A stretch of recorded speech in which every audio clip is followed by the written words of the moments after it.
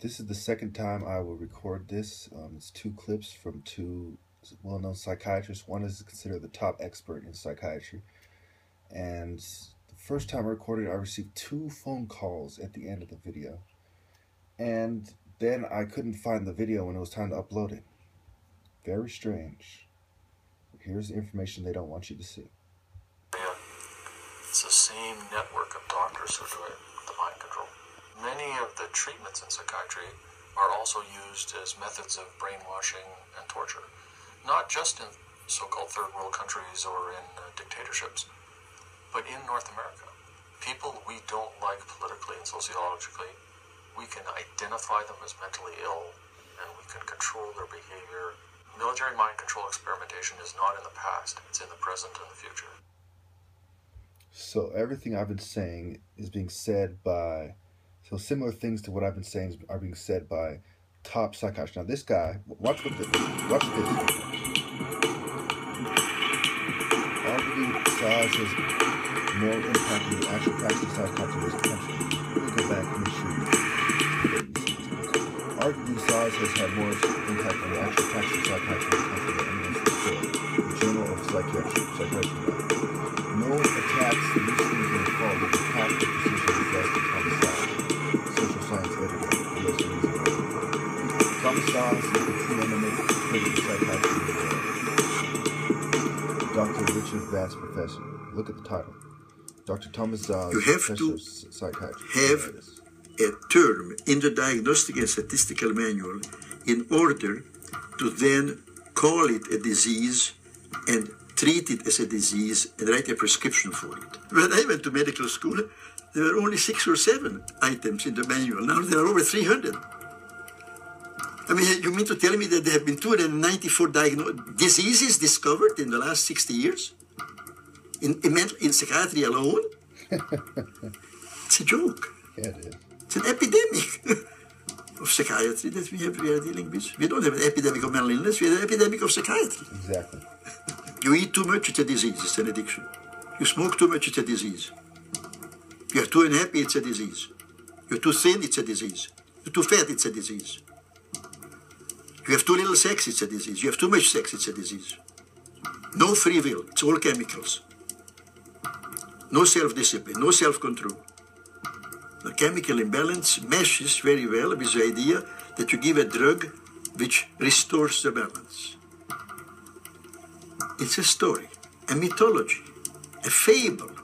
And that's a baseline for which we're operating now in America. The child doesn't perform the way he should or behaves he should. He is not responsible. Some chemical is will give him a chemical. You hear day in and day out on television that this is a mental illness and that's a mental illness. And Zoloft is advertised. Beer you can't advertise, but Zoloft you can advertise. Now this is not just psychiatry. It's a whole psychiatrization of the culture. Exactly. Now what's more toxic, Zoloft or beer? Obviously Zoloft. Amen. Amen. Case closed. See, the internal contradiction in these very concepts is so total that they don't stand up to any scrutiny. Nobody has yet measured, demonstrated, or created a test to show that somebody has a chemical imbalance in their brain. Period. Psychiatrists are getting more and further and further and further away from this human-to-human touch. And they are becoming more and more quacks, where they talk and act and impersonate doctors. They talk about diagnoses and treatments and the brain and all this kind of stuff about which they know nothing. Zero. It's not science, it's politics and economics. That's what psychiatry is. Politics and economics. Behavior control. It is not science, it is not medicine. This is so big that it boggles the mind. So there you have it from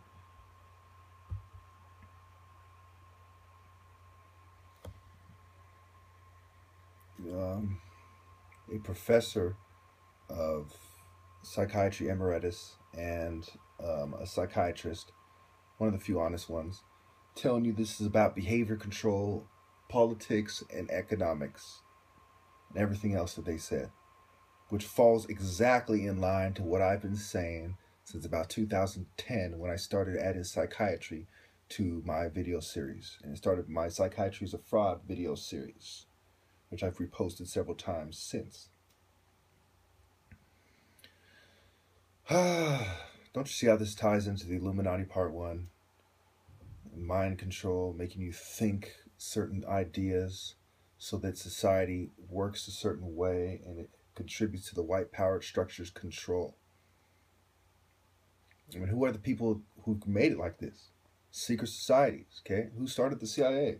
Secret societies connected to the Bush family, the Rothschild, the Rockefellers, you know? And people, when they hear, you know, some people are so brainwashed, they'll hear the Council on Foreign Relations and they'll say something stupid like, oh, it's another secret society conspiracy theory, you know? Or let me guess, Bilderberg, you know? And they'll completely throw out the idea of what these organizations actually do. The Council on Foreign Relations, Foreign Policy, the Rockefeller Foundation, the UN. I mean, who gave the UN the prime real estate, I believe it was in Manhattan? Rockefeller.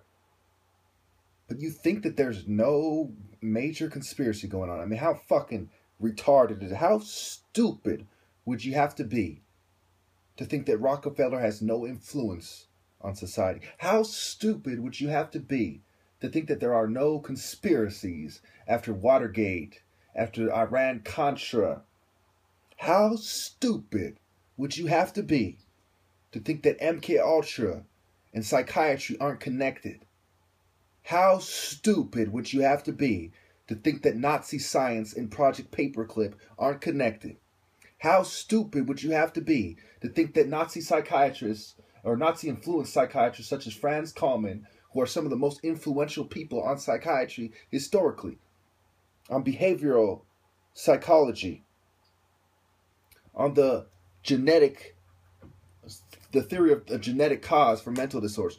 How stupid would you have to be not to see what is going on here when the facts are presented and to turn around and say, well, that's just a conspiracy theory? When the top expert in psychiatry comes out and says it's a fraud, how stupid would you have to be to keep supporting it after that? This is the most influential living person when it comes to psychiatry. Number one.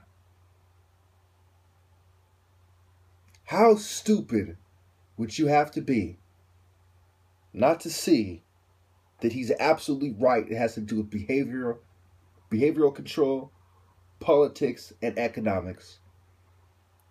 How stupid would you have to be not to truly understand why this massive, deadly fraud is allowed to take place and to continue in the first place?